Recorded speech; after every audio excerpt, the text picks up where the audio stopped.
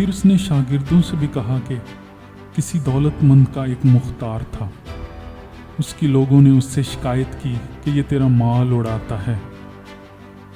بس اس نے اس کو بلا کر کہا، یہ کیا ہے جو میں تیرے حق میں سنتا ہوں؟ اپنی مختاری کا حساب دے، کیونکہ آگے کو تو مختار نہیں رہ سکتا۔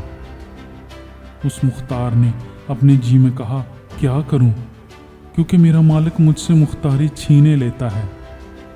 مٹی تو مجھ سے کھودی نہیں جاتی اور بھیک مانگنے سے شرم آتی ہے۔ میں سمجھ گیا ہوں کہ کیا کروں تاکہ جب مختاری سے موقوف ہو جاؤں تو لوگ مجھے اپنے گھروں میں جگہ دیں۔ بس اس نے اپنے مالک کے ایک ایک قرض دار کو بلا کر پہلے سے پوچھا کہ تجھ پر مالک کا کیا آتا ہے؟ اس نے کہا 100 من تیل۔ اس نے اس سے کہا اپنی دستاویز لا اور جلد بیٹھ کر 50 لکھ دے۔ پھر دوسرے سے کہا تجھ پر کیا آتا ہے؟ اس نے کہا 100 من گہیوں۔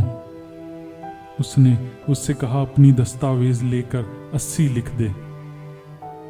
اور مالک نے بے ایمان مختار کی تعریف کی، اس لیے کہ اس نے ہوشیاری کی تھی، کیونکہ اس جہاں کے فرزند اپنے ہم جنسوں کے معاملات میں نور کے فرزندوں سے زیادہ ہوشیار ہیں۔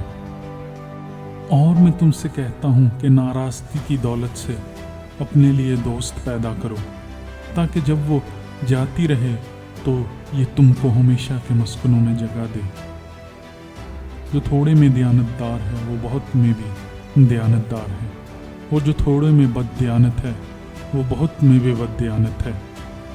بس جب تم ناراست دولت میں دیانتدار نہ ٹھہرے تو حقیقی دولت کون تمہارے سپرد کرے گا؟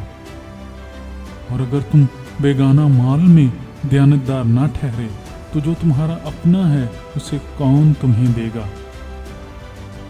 کوئی نوکر 2 مالکوں کی خدمت نہیں کر سکتا، کیونکہ یا تو ایک سے عداوت رکھے گا اور دوسرے سے محبت، یا ایک سے ملا رہے گا اور دوسرے کو ناچیز جانے گا۔ تم خدا اور دولت دونوں کی خدمت نہیں کر سکتے۔ فریسی جو زر دوست تھے ان سب باتوں کو سن کر اسے ٹھٹھا میں اڑانے لگے۔ اس نے ان سے کہا کہ تم وہ ہو کہ آدمیوں کے سامنے اپنے آپ کو راست باز ٹھہراتے ہو، لیکن خدا تمہارے دلوں کو جانتا ہے، کیونکہ جو چیز آدمیوں کی نظر میں اعلی قدر ہے وہ خدا کے نزدیک مکروہ ہے۔ شریعت اور انبیاء یوحنا تک رہے، اس وقت سے خدا کی بادشاہی کی خوشخبری دی جاتی ہے اور ہر ایک زور مار کر اس میں داخل ہوتا ہے، لیکن آسمان اور زمین کا ٹل جانا شریعت کے ایک نقطہ کے مٹ جانے سے آسان ہے۔ جو کوئی اپنی بیوی کو چھوڑ کر دوسری سے بیاہ کرے وہ زنا کرتا ہے، اور جو شخص شوہر کی چھوڑی ہوئی عورت سے بیاہ کرے وہ بھی زنا کرتا ہے۔ ایک دولت مند تھا جو ارغوانی اور مہین کپڑے پہنتا اور ہر روز خوشی مناتا اور شان و شوکت سے رہتا تھا، اور لازر نام ایک غریب ناسوروں سے بھرا ہوا اس کے دروازہ پر ڈالا گیا تھا۔ اسے آرزو تھی کہ دولت مند کی میز سے گرے ہوئے ٹکڑوں سے اپنا پیٹ بھرے، بلکہ کتے بھی آ کر اس کے ناسور چاٹتے تھے۔ اور ایسا ہوا کہ وہ غریب مر گیا، اور فرشتوں نے اسے لے جا کر ابراہیم کی گود میں پہنچا دیا، اور دولت مند بھی موا اور دفن ہوا۔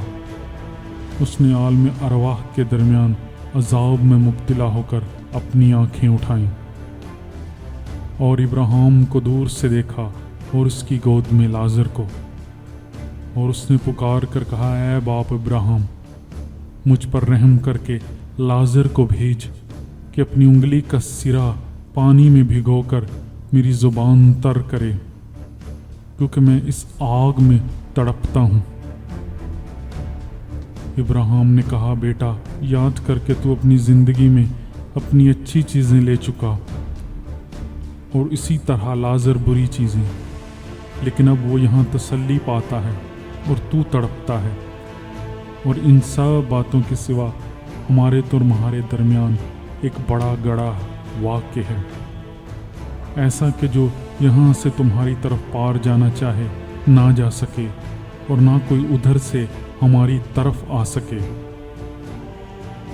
उसने कहा, पस ऐ बाप, मैं तेरी मिन्नत करता हूँ कि तू उसे मेरे बाप के घर भेज, क्योंकि मेरे 5 भाई हैं, ताकि वो उनके सामने इन बातों की गवाही दे। ऐसा ना हो कि वो भी इस अजाब की जगह में आए। इब्राहिम ने उससे कहा, उनके पास मूसा और अंबिया तो हैं, उनकी सुने। उसने कहा, नहीं ऐ बाप अब्राहम, अगर कोई मुर्दों में से उनके पास जाए तो वो तौबा करेंगे। उसने उनसे कहा कि जब वो मूसा और नबियों की नहीं सुनते तो अगर कोई मुर्दों में से जी उठे तो उसकी भी ना मानेंगे।